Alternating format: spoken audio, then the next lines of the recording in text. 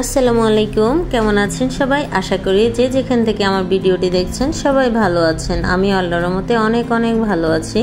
তো জীবনে প্রথমবার একটু আচারের অভিজ্ঞতা নেওয়ার চেষ্টা করতেছি। প্রথমে আমি কিছু আম সুন্দর করে কেটে ধুয়ে পরিষ্কার করে নিয়েছি। এরপরে আমি ফেসবুক থেকে মূলত এই ভিডিওটা দেখা, তো এখান থেকে দেখেই আমি ভিডিওটা দেখে এরপরে আমি আচারগুলো দেওয়া শুরু করলাম।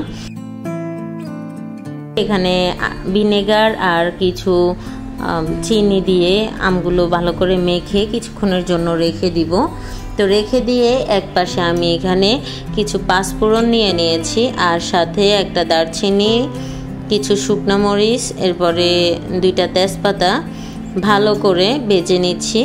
ভেজে নেওয়া হয়ে গেলে এগুলো আমি নামিয়ে নিয়ে এগুলো বেটে গুঁড়ো করে নেব। এর পাকে দেখেন আমার আমগুলো যে চিনি আর লবণ এরপরে ভিনেগার দিয়ে মেখে রেখেছিলাম, এগুলো থেকে যে পানিগুলো বের হয়েছে, এতে করে অন্য কোনো পানি ব্যবহার করা যাবে না, এক্সট্রা কোনো পানি ব্যবহার করা যাবে না। আম থেকে পানি যেগুলো বের হয়েছে ওগুলোই শুধু ব্যবহার করা যাবে।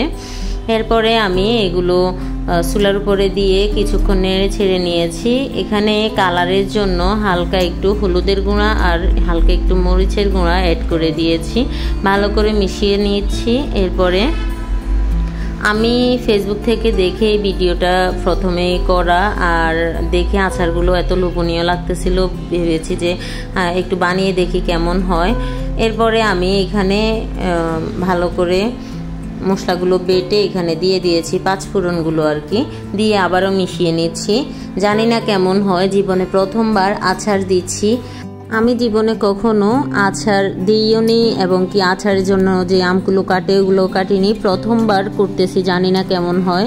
যদিও এটা আমার বোনের মেয়ের জন্য করা। আমার বোনের মেয়ে খুব আচার পছন্দ করে, আর বাড়ি থেকে আসার সময় 4-5টা আম নিয়ে এসেছি, ওগুলো নষ্ট হয়ে যাচ্ছে, তো আচার করার পরে তো রেখে রেখে খাওয়া যাবে, এই জন্য আচারটা করা।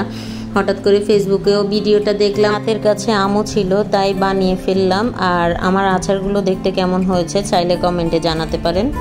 আর ভিডিওটা ভালো লাগলে আমার চ্যানেলটি সাবস্ক্রাইব করে পাশে থাকা বেল বাটনটি বাজিয়ে রাখতে পারেন নতুন ভিডিও পাওয়ার জন্য। আচারগুলো অনেক দিন যদি সংরক্ষণ করতে চান তাহলে আরও শুকনো করে ফেলতে পারেন। আমি এখানে আমার যতটুকু সম্ভব পেরেছি আমি শুকনো করে নিয়েছি।